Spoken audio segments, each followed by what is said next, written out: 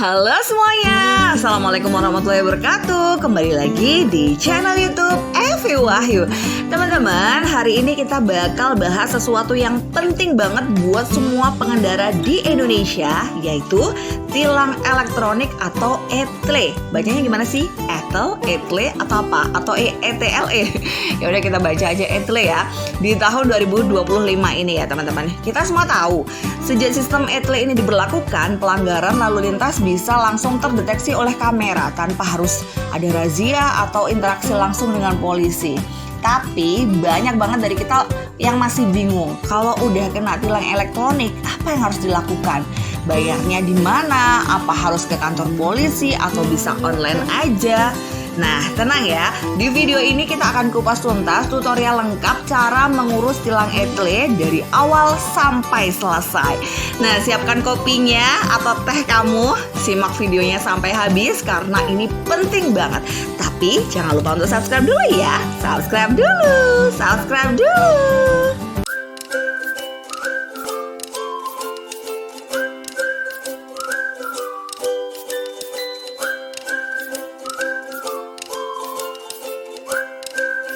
Oke, langsung saja kita lanjutkan videonya. Jadi teman-teman, pertama-tama kita perlu tahu dulu nih, apa sih sebenarnya ETLE itu? Nah, ETLE ini adalah singkatan dari Electronic Traffic Law Enforcement ya.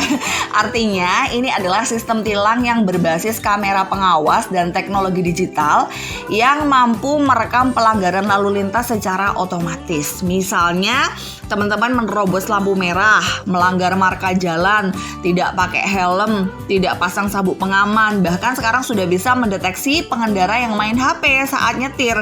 Nah, semua itu bisa direkam dan dikirim ke server pusat.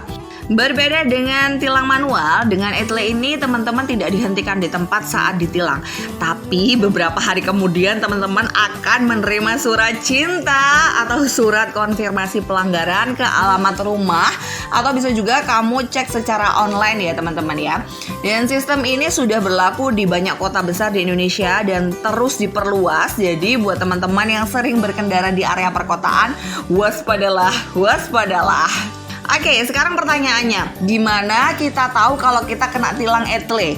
Nah, ada dua cara utama. Yang pertama, teman-teman akan menerima surat cinta atau surat konfirmasi pelanggaran ETLE yang dikirim langsung ke alamat sesuai dengan data STNK teman-teman ya. Surat ini biasanya sampai dalam waktu 3-7 hari setelah pelanggaran terjadi. Nah, di dalam surat cinta ini tertulis nomor polisi kendaraan. Nah, kemudian tanggal dan waktu pelanggaran, jenis pelanggaran yang dilakukan, lokasi pelanggaran, dan yang paling penting, tautan untuk melihat bukti rekaman pelanggaran serta petunjuk untuk konfirmasi. Nanti di situ ada data-datanya ya teman-teman ya. Teman-teman bisa baca ya. Kalau bisa jangan ya. Kalau bisa jangan sampai kena surat cinta ini ya teman-teman ya. Nah, kemudian yang kedua, bisa juga teman-teman melakukan pengecekan secara mandiri dan online lewat situs resmi ETLE ya. Untuk wilayah Polda Metro Jaya, teman-teman bisa buka di https://etel-pmj.info. Nah, untuk wilayah nasional, teman-teman bisa buka https://etle-presisi.info. Nah, teman-teman tinggal masukin aja data kendaraan teman-teman dan sistem akan langsung kasih info apakah teman-teman terdeteksi melanggar atau tidak. Kemudian berikut ini akan saya jelaskan langkah-langkah cek pelanggaran secara online ya teman-teman, supaya teman-teman gak ketinggalan informasi. Nah, yang pertama, teman-teman kalau mau mengecek pelanggaran secara online itu bisa buka situs https://etle-pmj.info. Nah, teman-teman bisa klik menu, kemudian teman-teman cek data pelanggaran, dan teman-teman bisa masukkan nih nomor polisi kendaraan teman-teman, nomor rangka, nomor mesin, dan semua info ini bisa teman-teman temukan di STNK kendaraan teman-teman ya. Kemudian teman-teman klik tombol cari, dan di situ nanti jika data teman-teman ada di sistem, maka akan muncul foto kendaraan saat melanggar, tanggal dan jam kejadian, kemudian lokasi kamera, dan juga jenis pelanggaran.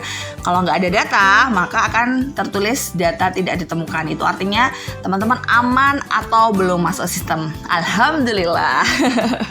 Setelah teman-teman tahu bahwa teman-teman itu melanggar, langkah berikutnya adalah konfirmasi ya. Apa sih konfirmasi itu? Nah, di sini ini adalah proses untuk menyatakan bahwa kendaraan yang melakukan pelanggaran itu benar-benar milik teman-teman atau bukan ya. Misalnya kendaraan sudah dijual tapi belum balik nama, kemudian kendaraan dipakai orang lain saat kejadian, atau memang teman-teman sendiri yang mengemudikannya. Nah, langkah-langkah konfirmasinya, teman-teman bisa klik tombol konfirmasi pelanggaran di situs Etle ya teman-teman. Nah, teman-teman di situ bisa masukkan kode pelanggaran dari suratnya. Biasanya di surat itu sudah ada alamat tempat yang harus teman-teman gunakan untuk konfirmasi ya. Kemudian teman-teman isi data pribadi seperti nama, nick, nomor HP, email. Kemudian jika perlu teman-teman bisa upload dokumen pendukung seperti surat jual beli kendaraan, surat kuasa jika diwakilkan, atau KTP pemilik baru gitu. Nah, teman-teman bisa klik kirim konfirmasi. Nah, setelah berhasil, teman-teman akan mendapatkan surat tilang digital lengkap dengan nomor Briva atau nomor virtual account-nya atau kode bayar seperti itu ya teman-teman.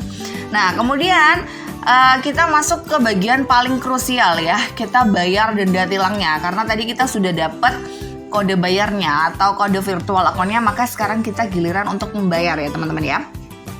Nah, nominal denda yang akan disebutkan di surat tilang digital itu biasanya adalah denda maksimal ya teman-teman, sesuai dengan pasal yang dilanggar, karena tilang Etle ini kan tidak melalui pengadilan langsung. Jadi teman-teman bisa melakukan pembayaran lewat ATM BRI, Brimo, internet banking, transfer bank lainnya ke nomor Briva.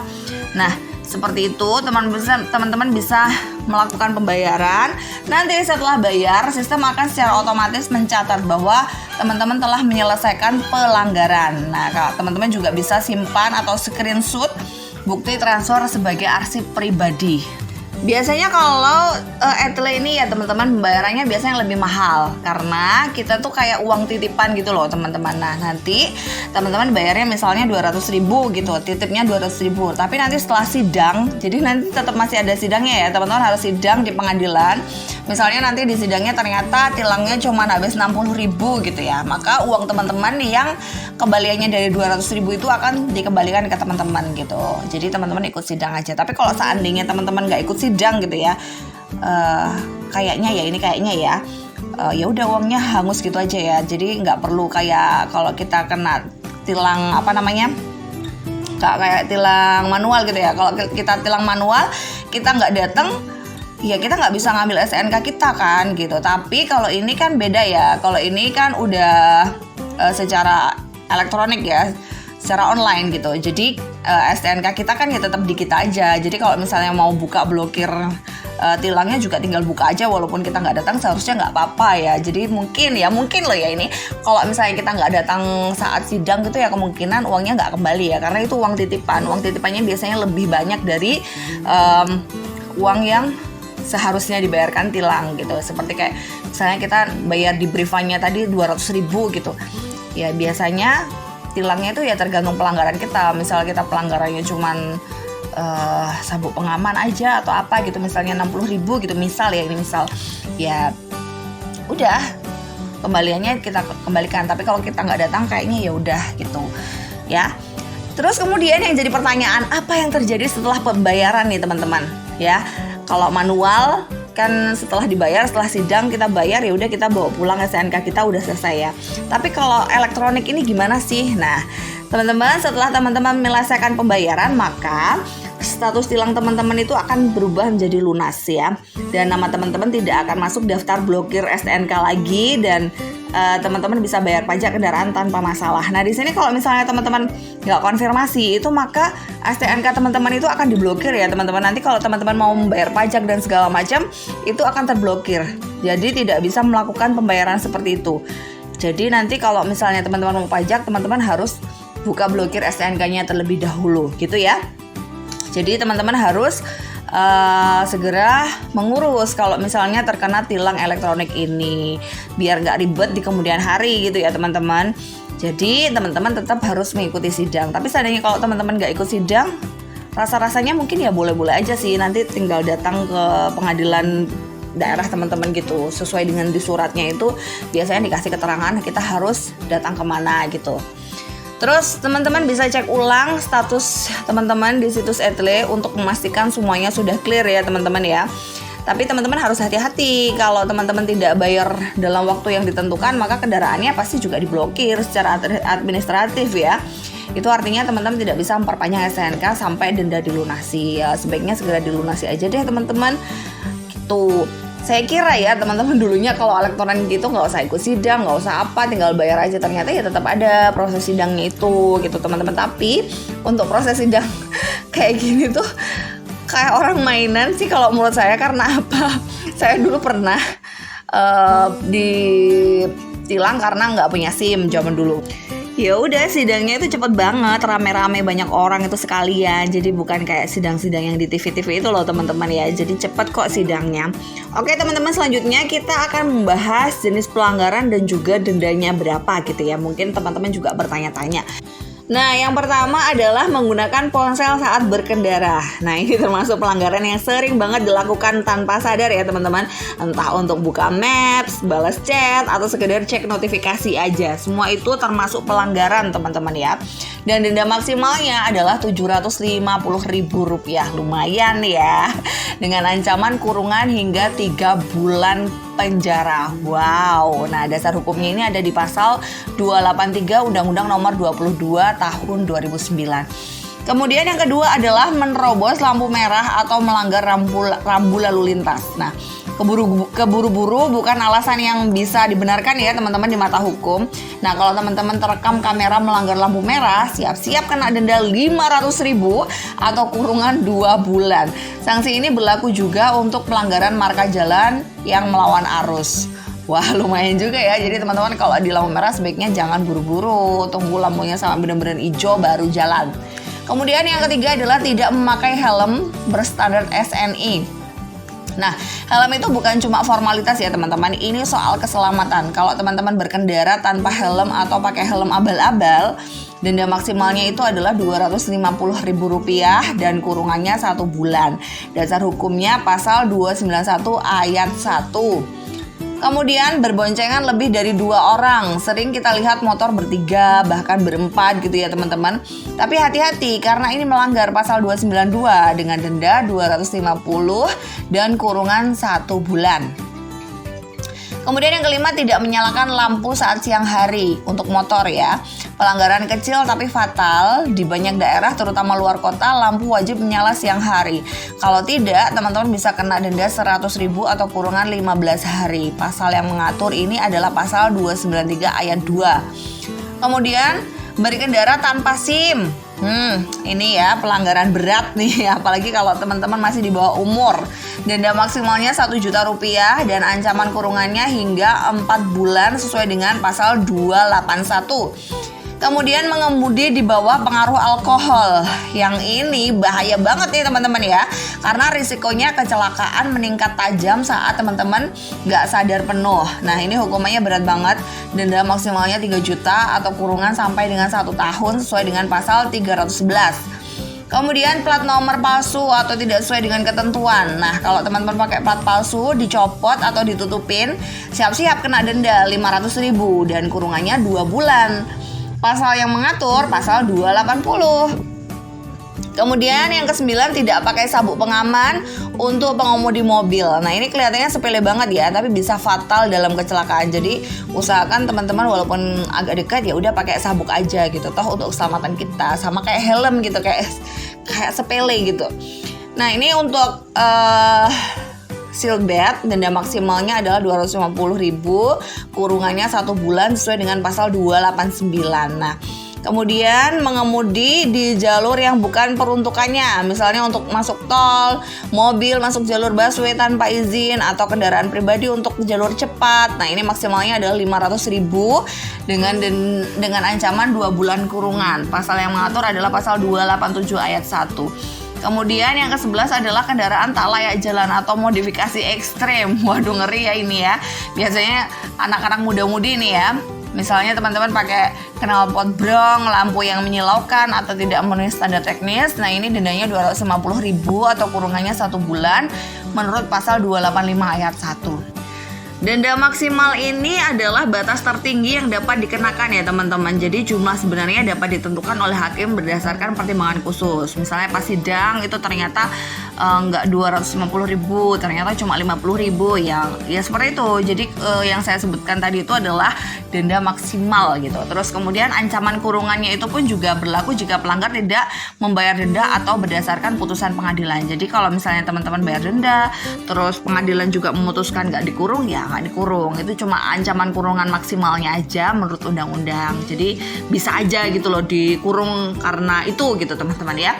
Jadi teman-teman perlu diingat, denda-denda ini adalah bentuk peringatan keras, bukan semata-mata hukuman ya teman-teman. Tujuannya adalah membuat jalan raya lebih aman untuk semua pengguna jalan.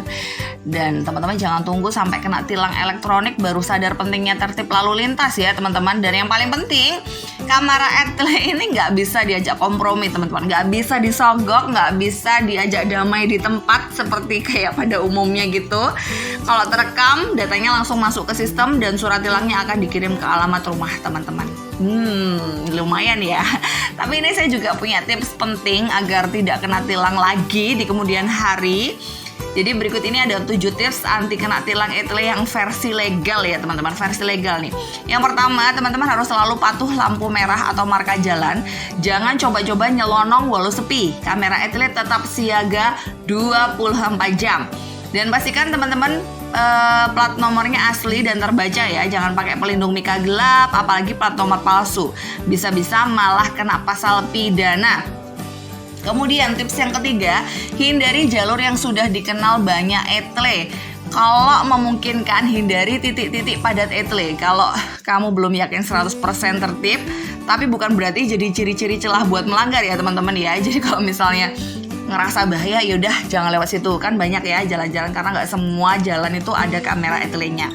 Kemudian teman-teman yang keempat, patuhi rambu lalu lintas dan rute khusus. Contohnya nih ya, jangan masuk jalur Transjakarta kalau teman-teman bukan busway. Kamera selalu standby di situ. Nah, yang kelima, teman-teman jangan gunakan HP saat mengemudi. Beberapa kamera etle yang kini punya AI yang bisa deteksi pengendara yang memegang ponsel. Wih, ngeri banget ya. Kemudian yang keenam, perhatikan kelengkapan kendaraan.